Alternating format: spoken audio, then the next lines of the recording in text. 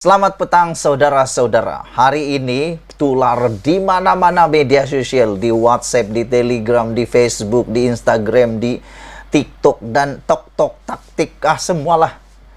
Mana-mana sekarang ini tular tentang calon pilihan raya. Di kawasan kami dijangka akan ada pertembungan 6 penjuru. Ada pertembungan 6 penjuru antara Bersatu, PBM, Warisan, apalagi ya, Barisan Nasional, Bebas, dan USNO kalau aku tak silap. Ada 6 pertembungan di kawasan saya yang sedang tular, yaitu P167 Kudat. Aku tak tahu siapa yang akan menjadi calon, dan aku tak berani cakap sekarang kerana ianya masih sulit. Walau bagaimanapun, isu petang ini ialah apabila ada satu laporan yang menarik perhatian aku, yaitu apa kata individu atau pemimpin yang terpalit isu rasuah dan moral perlu ditolak sebagai calon. Ini aku setuju. Kau jangan nafikan. Macam mana pun kau tidak suka dengan aku, macam mana pun kau tak suka dengan konten-konten aku sebelum ini, mungkin Anda kata berat sebelah atau sebagainya, tapi jangan sekali-kali menafikan perkara ini. Kerana perkara ini adalah perkara yang betul. Yaitu, apa kata ataupun lebih baik individu dan pemimpin yang terpalit isu rasuah, moral, ataupun masih menghadapi perbicaraan di mahkamah, apalagi yang sudah dijatuhkan hukuman, macam bosku Najib, tak payahlah bermimpi lagi untuk dicalonkan. Untuk PRU 15 ini, jom kita kempen ramai-ramai individu atau pemimpin yang terpalit isu rasuah dan moral perlu ditolak sebagai calon. Tak kiralah Anda daripada Pakatan Harapan kah, Perikatan Nasional kah, Barisan Nasional kah, tak Barisan Nasional kah, tak Perikatan Nasional kah, tak Pakatan Harapan kah, apakah? Jom kita kempen ramai-ramai. Pemimpin, individu yang terpalit isu rasuah dan moral perlu ditolak.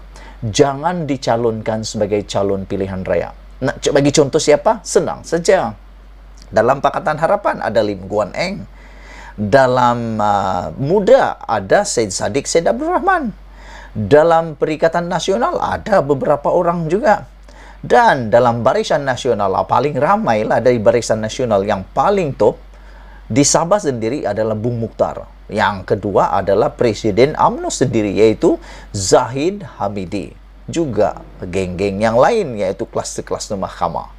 Apa kata tahu pada PRU 15 ini, supaya semua parti politik tidak ada isu yang mana melibatkan mahkamah, tidak ada kontroversi berkaitan dengan kononnya mau bebas daripada mahkamah, kononnya mau menang untuk kes-kes mahkamah. Ya, paling senang. Jangan dicalonkan mereka. Kalau nak juga dicalonkan tak apa. Lepas PRU 15, suruh, boleh arahkan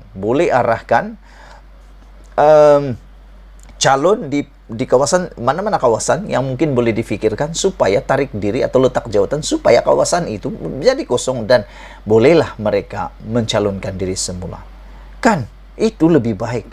Kita pilih orang yang bersih supaya parti politik bebas bertanding tanpa ada isu, tanpa ada isu campaign yang boleh mengalahkan mereka.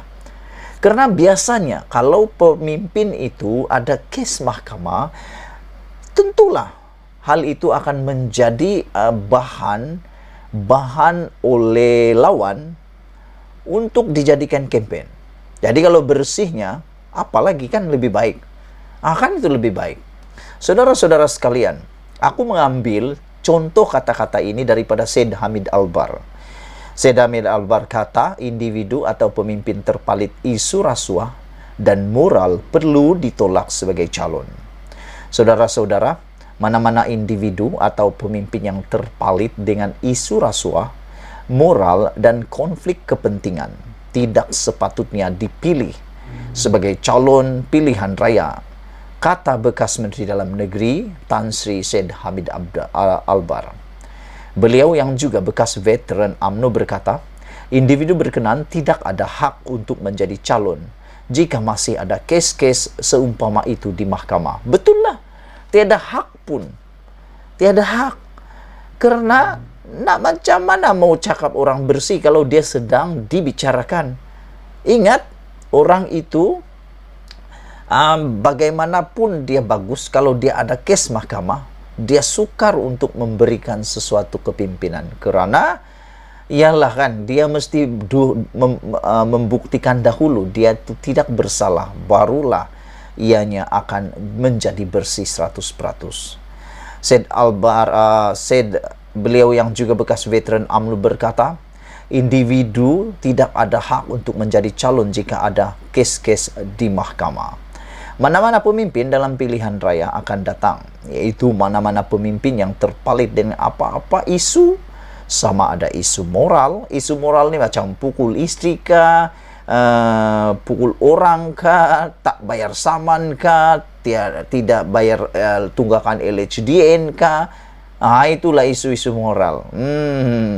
Atau etika tidak sepatutnya menjadi calon untuk pilihan raya, kata beliau. Aku bersetuju dengan kata-kata Tan Sri Said Hamid Albar ini. Aku sangat bersetuju. Kalau kau tak setuju, maknanya kau sukalah pemimpin yang ada isu politik, ada isu rasuah, ada isu mahkamah. Nah, itulah dia. Kalau Anda cakap, itu pendakwaan terpilih dan apa semua, tak apalah. Iya, mungkin itu pendakwaan terpilih. Tapi apa kata dia selesaikan dulu isu itu, baru dia masuk balik ke dalam gelanggang politik. Tidak kira-kiralah dimanapun dia partai politik, dia Pakatan Harapan kah, Perikatan Nasional kah, GRS kah, GPS kah, apa-apalah, dia mesti selesaikan dulu. Saudara-saudara yang saya hormati sekalian, kita sentiasa melihat undang-undang. Kita sentiasa melihat undang-undang. Ya, bukan soal kita membawa orang itu kepada undang-undang, dan kita perlu selesaikan proses undang-undang. Kita disabitkan, namun ia lebih kepada isu moral. Anda tidak mempunyai hak untuk mewakili apabila Anda mempunyai kes. Anda tidak sepatutnya menunggu semua orang didapati bersalah.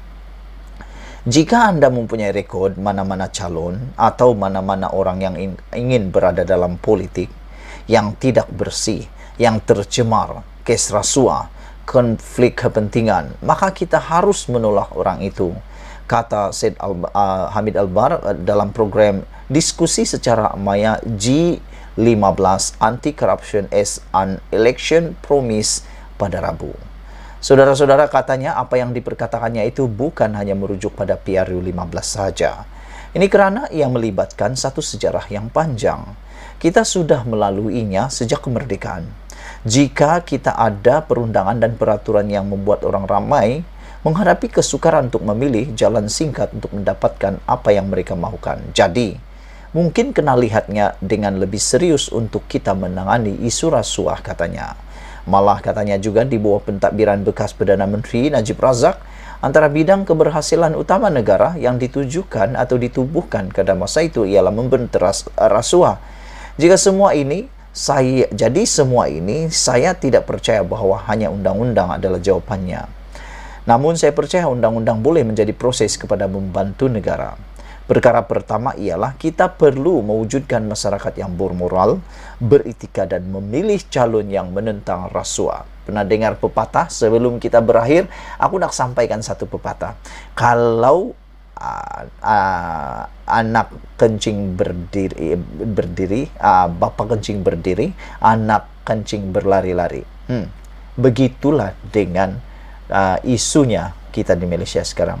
Kalau pemimpin terpalit rasuah, kalau pemimpin terpalit atau terlibat dalam rasuah, agak-agaknya orang di bawahnya macam mana? Ada jawabannya kan? Anda tahu jawabannya? Sudah tahu pun jawabannya. Malaysia kita punya, kita juga sama-sama cintai Malaysiaku. Bye-bye.